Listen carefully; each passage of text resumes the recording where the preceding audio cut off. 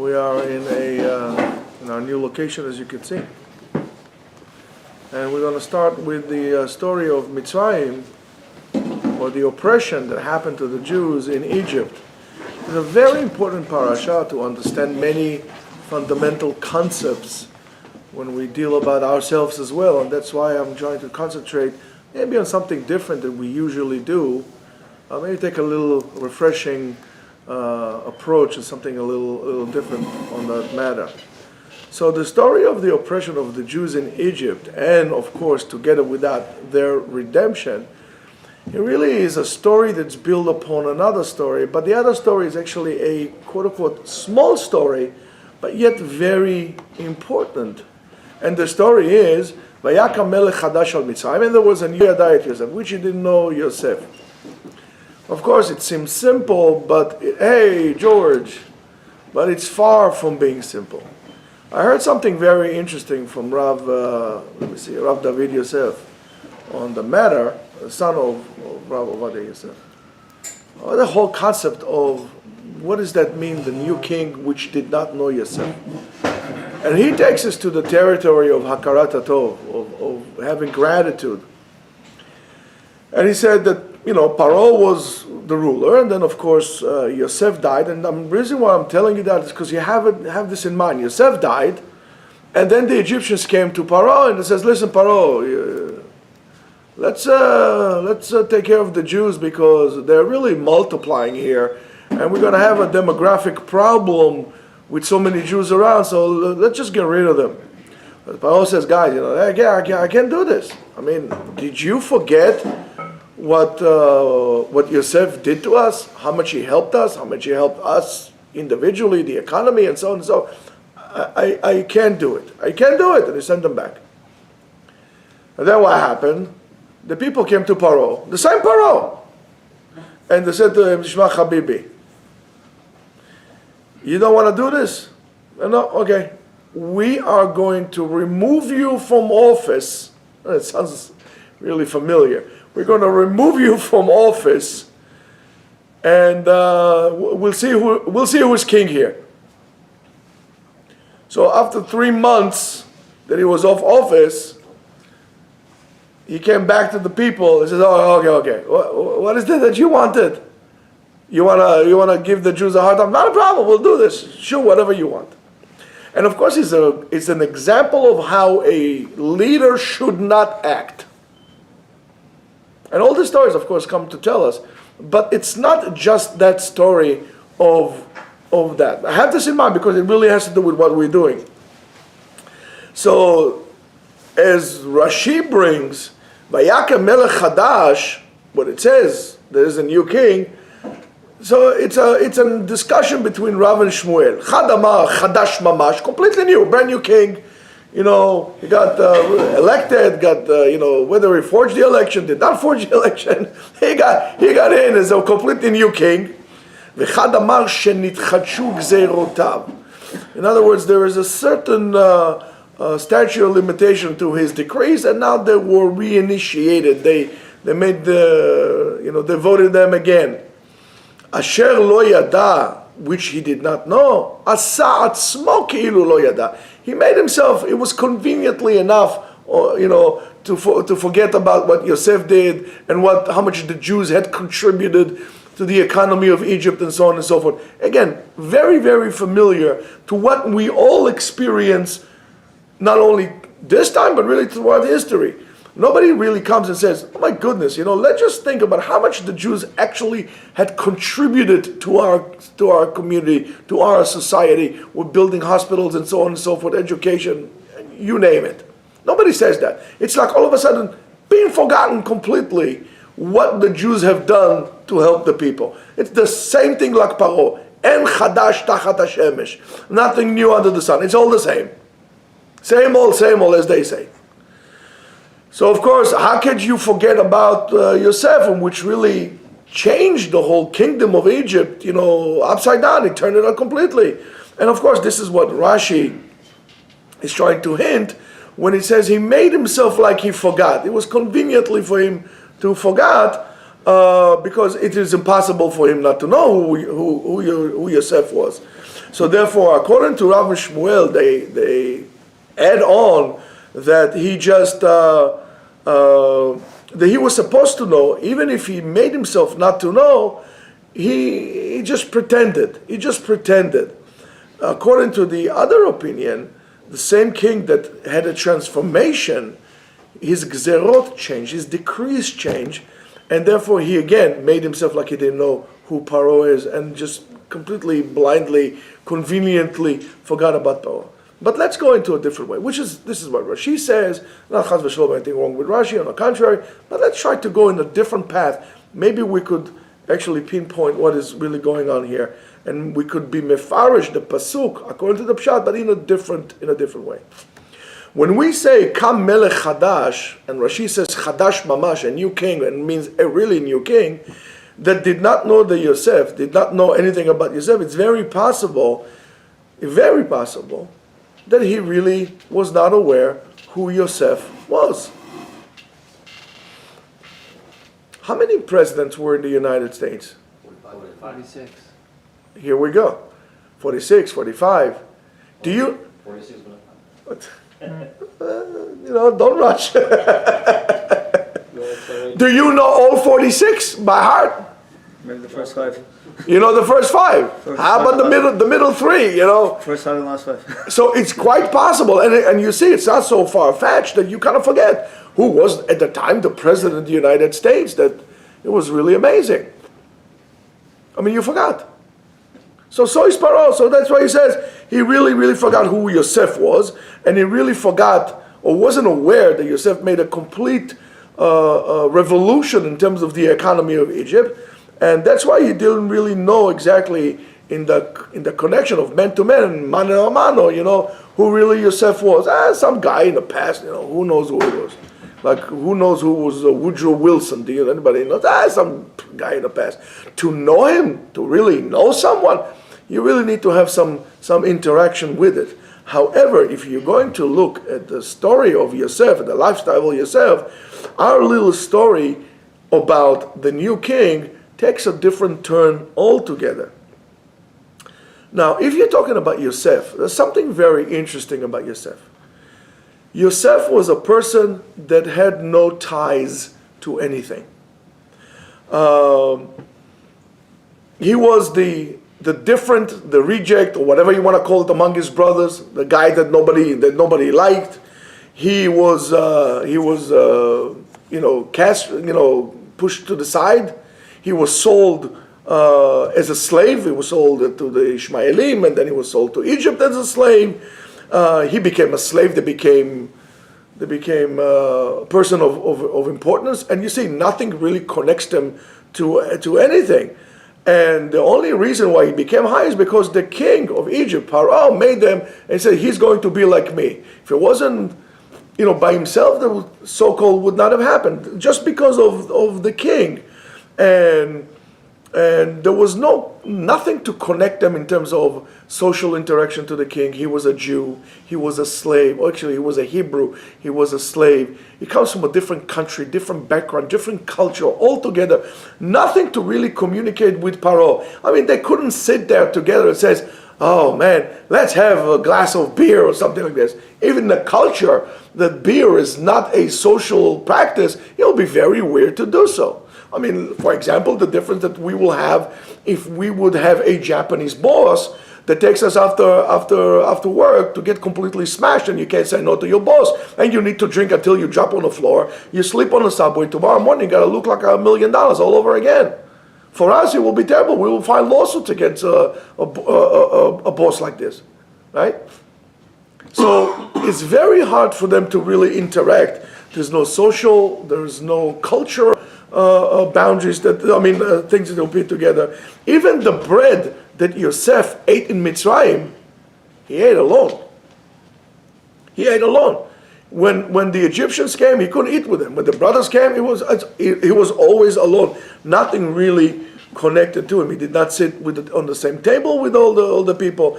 That's why his rise into ranks was really dependent on something, and it was dependent on the king.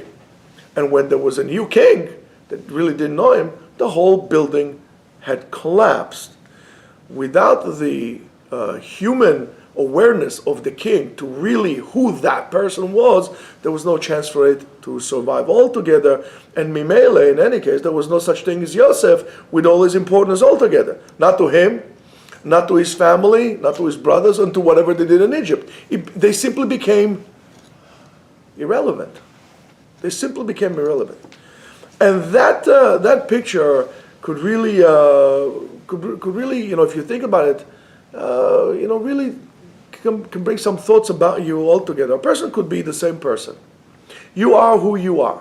But in this context, you're one thing, and then you've been removed somewhere, so you all of a sudden become a nothing. We see it many times with people who, let's say, were big shots they were working in factories or in companies, and they were the same people. They are who they are, but they were big shots. They were managers, they were whatever, people of importance. You remove them from that context of the workplace, and now they're going on retirement, and now they're nothing. I mean, it's the same person, but it's a certain crisis that it goes. The same thing, I had friends like this from the Air Force. In the Air Force, there were big shots, really big shots. And they were, wrecking balls. Let's call it this way. They were big shots. They came out of the Air Force after being there for many years. They retired when they were about 48 years old. I mean, don't forget, they started when they were 18, and they came to civil life, and all of a sudden they don't know what to do with themselves. They don't know what to do with themselves. So it's the same, but you say, what do you mean? I don't, and it's amazing what they become. But you say, how is this possible? When this guy was in the Air Force, he was a big shot. He was excuse my French, a ball breaker. And now he's a broken man. How is this possible? What had happened? You took him out of his context of what he was, and now you changed the whole entire thing. So as much as Yosef was really connected to the first Paro, which knew him and so on and so forth, he flourished. You remove that connection, and all of a sudden, with the second Paro, he did not know him, the whole infrastructure of what he put in place completely disappear. All the influence that he had, all the things he put in place, completely disappear. And that's, kind of brings us the story from Masechet Yomah, which is very interesting for us to understand, Rabotai. We always read this thing, and we read it also in Yom Kippur as well. The Gemara in Masechet Yomah, which we learned in Yeshiva in the morning, deals with the avodah of the Kohen Gadol. Now, the Kohen Gadol, especially in Yom Kippurim, that's the climax of the whole being of almost all the Jews. Now, if you're able to really, fine tune yourself and listen to what Chachamim are actually saying there, you'll be amazed. And you'll see that there's a tremendous, almost tension that is going through the whole entire tractate, the whole entire Masechta, that made tremendous changes in Am Yisrael. Chachamim were able to shift the focal point of Am Yisrael from the Mikdash, Beit HaMikdash, to Beit HaMidrash. And in Beit HaMikdash, right, the central figure was the Kohen, was the high priest. And the other one in Beit HaMidrash is the Chacham, the rabbi, the scholar. So in Masechet Yomah, which in a way is almost like a praise and glory to the Kohen Gadol, is all of a sudden you're able to hear how different voices start to rise up. According to the laws that Chachamim had put in place, the Kohen Gadol should have stayed awake the whole entire night of Yom Kippur.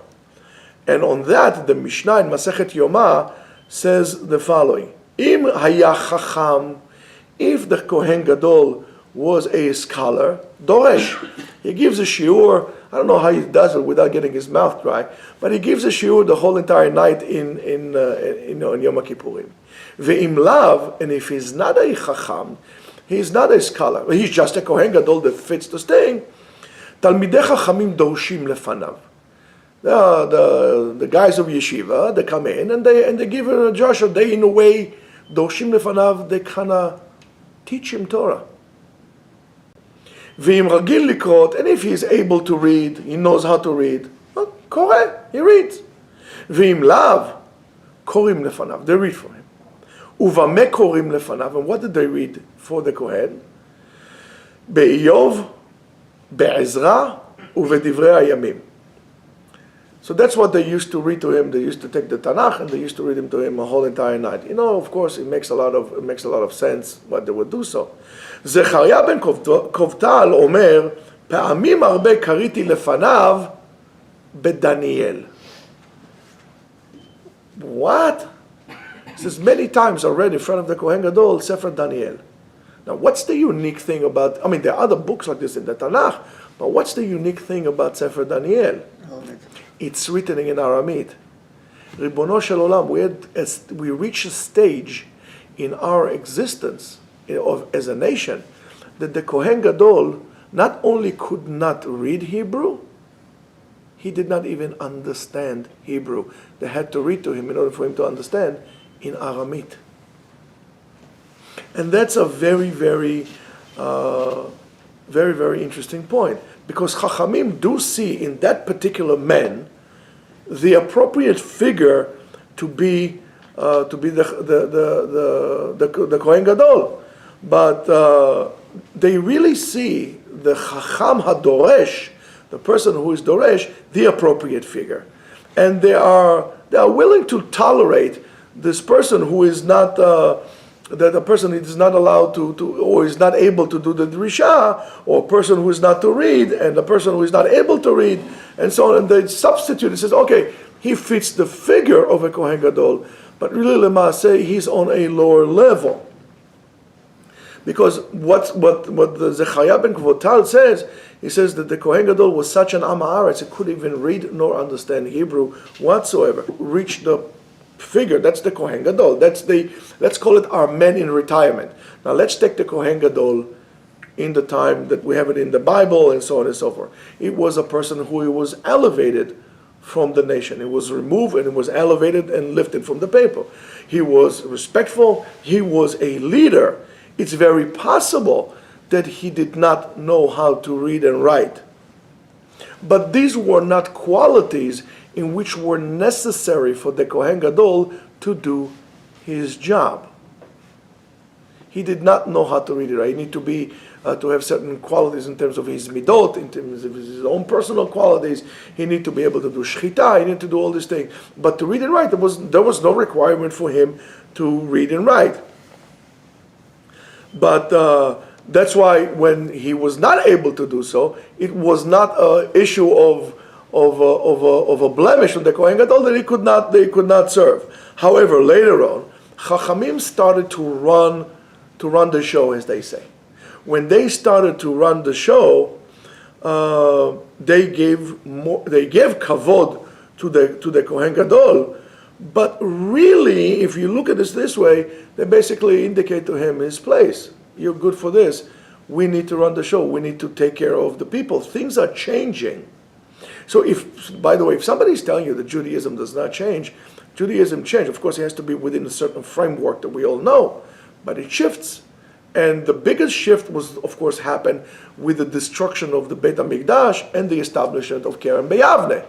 Because if we would not have put this in place and adapted to it, we would not be here today. So, but you see the tragic figure of the Kohen Gadol altogether. But, it seems like the Kohen Gadol was, when they talk about it, they said, listen, we had Kohanim Gadolim, they were not able to read. And that is not a great compliment. So it's almost like, in our case, it's almost like the story of you have the, what do you call this guy? The ugly duckling, the Hans Christian Andersen, right? It says that when the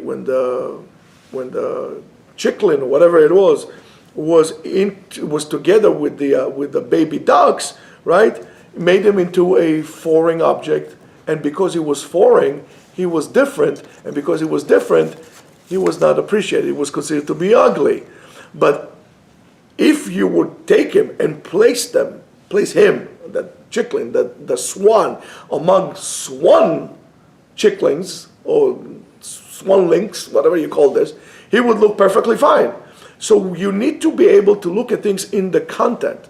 But of course, what did he have to go through? What suffering he had to go through until we saw the beautiful beauty for him as a swan. Yosef was the ugly duckling. Yosef did not fit because he was a Hebrew, because he was not Egyptian. Yes, he was smart. Yes, he was handsome. Yes, he was whatever you want. But one thing he was not Egyptian. Now I'm going to take a little sidestep here. I'm going to tell you this. Don't forget, and I'm not saying to become unappreciative to this country, with the ability of the country to allow us to live Jewish life to almost its fullest. Don't be unappreciative, but don't forget, you are always going to be an ugly duckling here. We are always going to be strangers here. And we need to remember that. So, after the death of Yosef, it was very sad and so on and so forth, right? And because the death of Paro, he started to lose the connection that he had with the up and up of Egypt, and slowly he became irrelevant. He became irrelevant until people really forgot who this man was and what he did. And even more so after he died. And because of that, because he became irrelevant, he basically lost the ability to protect his descendants and the rest of Am Yisrael even later on. Until that point, basically Am Yisrael left in an illusion. It was an illusion that it was good in Egypt. It was an illusion that it's all perfect and it's all fine and so on and so forth. As it says in Sefer Kohelet, Beyom tova heye tov, beyom ra'a re'eh. In other words, when it's good, enjoy the good. But when it's bad, look, ra'a and re'eh, resh ayin hey, resh ayin aleph. Gam et ze l'umat ze asa Elokim. HaKadosh Baruch Hu created this one, and then created this one also. So if it's good, enjoy it. But if it's bad, it's time for you to see things a little bit differently. Al dibar shelo imtza adam acharav meuma. On the fact that after you go, there's not going to be anything left. You need to make sure to continue what you did. There's going to be a certain continuation. Now, Am Yisrael went to Galut, exile. But the essence of exile, when we talk about exile, it's not necessarily, and I keep saying to you all the time, exile is not necessarily a geographic or topographic place on the map. The main core of exile is a state of mind. It's here. In other words, you could be even living in Israel and still have an exile mentality. Whatever you decide, this is the greatest way of slaving people, putting people in slavery, is a mental slavery. And for mental slavery, it's only you can take yourself out. Because afterward, you are the one thinking. And that's why you have to be super careful with what penetrates your mind. With where do you derive your ideas? Where did you get your information? Because this is how you're going to act. So we said in the previous parasha, to the Jews in Mitzrayim, is very, very simple. It's not just that Paro forgot who Yosef was. Am Yisrael forgot who Yosef was. They forgot. They forgot where they came from. They forgot how they came to Egypt. And we spoke about it before, that in order to get out of a place, you need to know where you entered. When you find yourself lost, when you go hiking and you find yourself lost, the best thing you could do is try to track yourself back to where you came from. And that's, by the way, or you need to know exactly where you're going. But if that is lost, you have to go backwards. And this is exactly the two different branches of thoughts in Kabbalah. One school of thought is, well, we know where we need to go. The other school of thought says, one second, we are completely lost. So at least try to go back to where we came from. Let's turn the wheel back to where we come from, step by step, because we can follow our own steps. So this is very, very practical. That is practical for us. Chazal tells us, Rabotenu tells us, the kutonet hapasim, that garment that Yosef got from Yaakov, right, was a remez, was basically a road map, was a topographic map. Pas means a line. And of course, it's supposed to remind us, and what do we say about the kutonet that Yosef wore? That it smelled like what? It smelled like Gan Eden. So in a way, if we're going to follow a certain path, we'll be able to go back to Gan Eden, back to where we were. And by the way, there were many different stripes there, so you could see, you have to just take a track and follow it. You can't zigzag from here and there. But many different ways could reach you to this place. Of course, it all has to be within that garment. So, Am Yisrael needs to understand that we need to pick up the right path. We must pick the right path, and this is a message to Am Yisrael. This is a logo, a motto that Am Yisrael needs to have when they enter the Galut. However, they forgot, and therefore they fell, and they left the derech, they left the way that Yosef gave them. They started to slowly lose their identity. They forgot what they're there, and they forgot what they hear, and they forgot what they're doing, and why are they doing. They lost it all. They forgot one thing, they forgot God. Because we know that they forgot God, because when he says to the Pasuk says, Vayalchu el Hashem, I mean, they're working there for at least 210 years, and they never thought to call Hashem, Ribono shel olam, help us. They forgot that God helps them. The first time they did, the whole thing started to evolve. So they forgot, because Yosef Derech was all about emunah in Ribono shel olam. You thought it was bad, Hashem thought it was going to be good. So that's what we need to do. Then we must understand that. Now, when we talk about, for example, about one of my beloved Sfarim is Sefer Mesilat Yesharim. In Sefer Mesilat Yesharim, it says that the whole world is like a maze, all path, different ways to go, and so on and so forth. And in that maze, there all turns around, and the closed ways, the open ways, and so on and so forth. The Chacham, the guy who is wise, is already in the inner chamber. He already reached the goal. He's a Chacham. He reached the inner chamber. He find the way. And therefore, you need to connect yourself to the Chacham. Since he find the way, he's going to be the one who be able to guide you out of it or into the place that you need to go.